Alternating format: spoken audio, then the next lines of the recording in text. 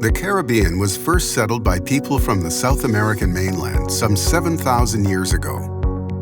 In the next 6,500 years, as more people moved into the archipelago, groups of people living on different islands in the Caribbean interacted in numerous ways. People, goods, and ideas were constantly exchanged between neighboring islands and places hundreds of miles apart. The year 1492 marked an important event in Caribbean history. Christopher Columbus and his men became the first Europeans to ever set foot on a Caribbean island. 7 years later, Amerigo Vespucci first sighted Bonaire. European colonizers quickly established settlements in the region, and the Caribbean's indigenous people were forcibly put to work on plantations and in mines.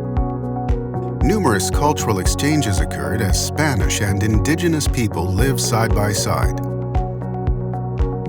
In additional search of cheap labor, European powers shipped millions of African slaves to the Caribbean in the ensuing centuries, where they were forced to work a variety of jobs. One of the most grueling tasks was salt raking in Bonaire's salt pans. Enslaved Africans soon constituted the majority of people living in the Caribbean. It is the history of multiple cultural encounters, whereby different groups of people moved through the archipelago, introducing new traditions, beliefs, languages, foodways, and technologies that explains the Caribbean's rich cultural heritage and the great variety of indigenous, African, and European influences on the islands.